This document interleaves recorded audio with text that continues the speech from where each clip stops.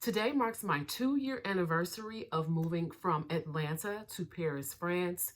Here are the lessons I'm learning. Here are the lessons I have learned, and a general life update. But first, hey girl, hey, my name is Tanisha Mercer. I help Black women solo travel and move abroad. If any of that sounds like you, do me a favor, click the subscribe button. Let's get into it. I just realized today, January 2nd, 2025, 2 years ago, I arrived here in France on my long stay visa. I made a dream of mine to move here. I had been coming to travel here in Paris, traveling here frequently since 2017. January 2nd, 2023 is when I got off that plane. I got off the Air France flight, and Paris was officially my home. Now, I had kind of, made Paris my home before then, right? I did a scouting trip, a 1-month scouting trip in August of 2022 with my daughter, then came back in October, from October to the end of November, applied for my visa in the US, and then moved here officially. There are definitely a lot of things that I've learned as an immigrant. Man, moving to another country will tell you about yourself. It will, the lessons you think you know, if you think you know yourself, I promise you, move out of the country. It will really show you who you are and what you're made of. It is not easy. I'm not going to sugarcoat it. On this channel, I keep it real. It's very tempting to, post all the good things about the champagne, the croissants, all of that, right? But it is a very real experience of moving abroad.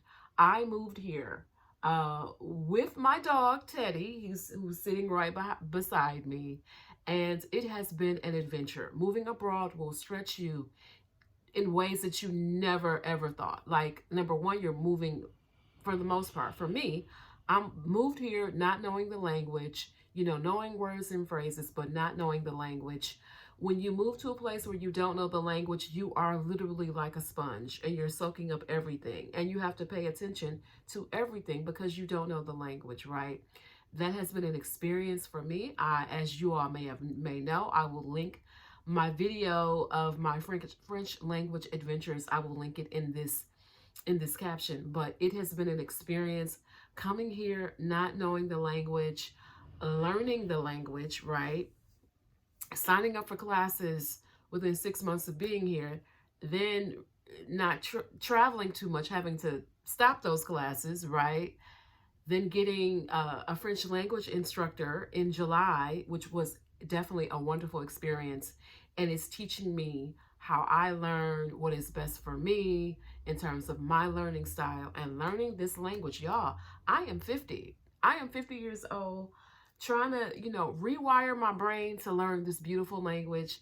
And so it has definitely been an adventure. So moving abroad will test you in so many different ways. It will test what you thought you knew about yourself. Moving abroad also will test you in terms of creating a community. Like, you have to be able to create a community, whether that is expats or other people who are here, whether they're here long term or short term, right? People who are native to the language, because you still need, as tempting as it may be to think you only want to get, like I should only have expat friends, you also need some French friends, because, or whatever country, native to the country you're traveling to, because they know all the tips and tricks. Look, if you're moving somewhere new, you don't know, right? Even expats, they know, but they don't know. So it's helpful to build a community. And it's really important if you're moving solo, right? Because you need community. And I think as Americans, sometimes we're very individualistic, right? We can do it. All we have to do is try. I get it, but that goes out the window when you move across the world, right? You need help. You need community. Community is important. This channel here is a resource for those of you who want to build a community. You want to move abroad. It doesn't have to be France, right? It can be any country. This is a community where we support each other, of Black women We support each other in our move abroad, our travel abroad goals. It does not matter where you are in your move abroad process, whether you are considering a few countries, whether you think you might know you want to move abroad, whether you don't know, but maybe there's a little bit of like, I think I may want to do it.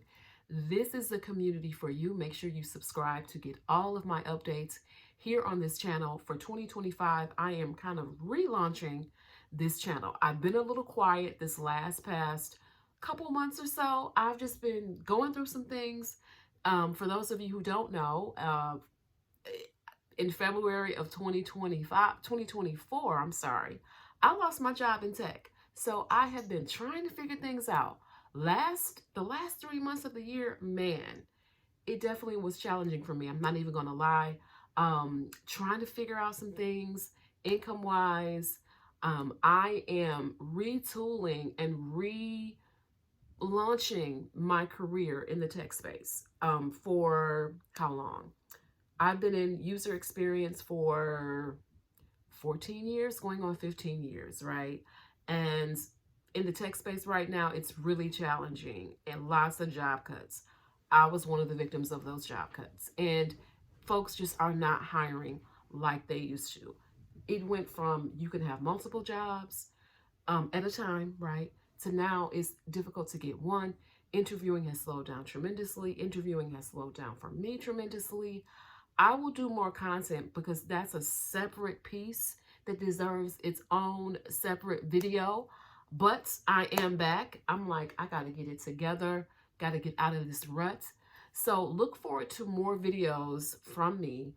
I am challenging myself to do a video a day. So whether, even on the days I don't feel like it, you know, whether it's a day in the life of my life here in Paris, I am challenging myself to do one video a day. So stay tuned and stay with me on my daily adventures of my life here in Paris. But moving abroad has taught me so many things. Again, it will stretch you.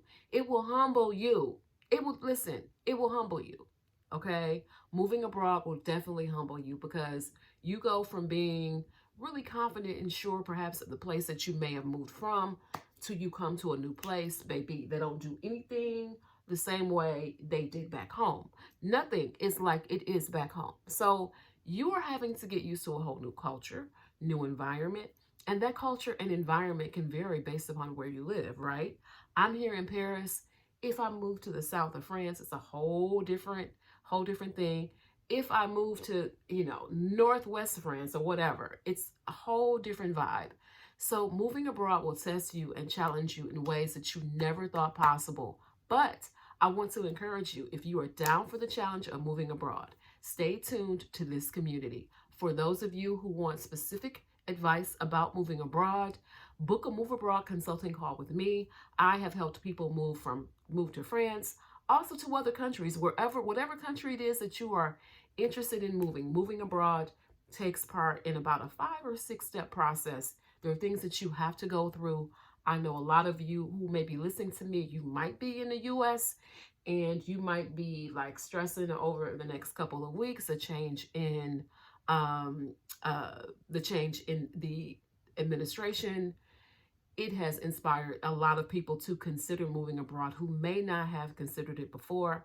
I always caution people, move abroad in stages. This is a plan. This is not something that you wake up and just, for the most part, and decide you want to move abroad. Plan it, do it in stages. That's how I did it. I have been traveling here since 2017 extensively. Did a 1-month scouting trip in 2022, August of 2022, and then spent several months here, second scouting trip to make sure, and then moved abroad. You can definitely move abroad. You don't have to do it the way that I did, but I always caution people, have a plan A, B, and C, because you're going to need all the plans, okay? When you are in a country to where the mere fact of you staying here is dependent on someone else, that can be very interesting. I am waiting to hear back from these French authorities about my visa, okay? And it is currently in process. I have not heard back. It actually expired 2 days ago. So I am in touch with my immigration attorney and all of that good stuff. I'm not particularly worried about it. This will be my second renewal. So I did the long stay visa, which gives you 1 year. I had a renewal last year. This is now technically my technically my second renewal.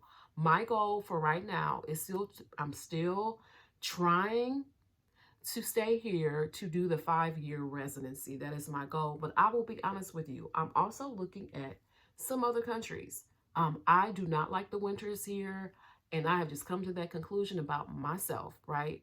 I do not prefer the winters here in Paris, very cold, wet, gray, all of that. I need more sunshine. So I'm like, let me look at perhaps Spain for maybe a couple months.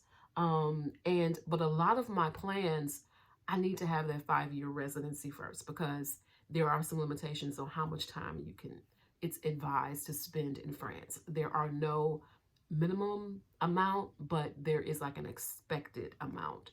So I'm trying to be cognizant of that and realizing that I know that January through March are probably it's just gray, it's cold, it's miserable here. So it's like, what is my plan to be somewhere else? Maybe that needs to be the south of France where it's a little bit warmer, right? Okay, I'm still trying to get my little money together because I am actively job hunting, job searching, searching for consulting work in the user experience space. I am a UX strategy consultant, content strategy consultant. So basically, I write and manage the process around digital interfaces, apps, mobile apps, websites, digital interfaces. So when you see anything on a screen, that's what I do. I am basically writing that and designing that from a content design standpoint. You never know who might be watching this video. So that is what I do on a day-to-day. I typically work with banking, in the fintech banking space. I've worked in telecom, I've worked for state and local governments, all of that good stuff. So I'm looking at all these things of, okay, where is it that I can go during the dark Paris winters, right? Dark winters here in Paris, cold and all of that. That is part of my plan. I'm actively researching where I should go. If you guys know, hey, listen, Spain is on the list because they've got a relatively easy visa application process, and I don't believe there are any minimum stay requirements. For those of you who may know more, let me know in the comments. Let me know in the comments. I'm looking at where, like, I don't want to be more than an 8 hour flight away. So some countries are not going to be good for me, right? I don't want to be more than an 8 hour flight from the US. That's about it for me in terms of time. So I want to be a relatively quick flight away from the US. I don't want to have to take 3 planes to get there. I don't want it to take, a day or a day and a half. So some places are going to be probably a no, right? As much as I would love to go to Southeast Asia, now definitely for a short trip, of course, but in terms of, I'm still thinking in the back of my mind, after I get this 5 year visa, right? Like, okay, what is next? That 5 year visa gives me so many options of what I want to do. So I am still, listen, I'm still holding on to Paris, right? To France. But I'm also looking at other warmer places where I might want to spend extended times, especially January through March. So that is what I am doing. How is your 2025 going? I've got so many different goals, different things that I want to do this year. Stay tuned to more videos where I will talk to you about my 2025 plans. What are your plans? Leave your plans in the comments below, especially for those of you who are looking at moving abroad or traveling more. Where do you want to go, right? Where do you want to travel? Where do you want to visit? Where is on your list? Let me know in the comments below, and I will talk to you guys next time.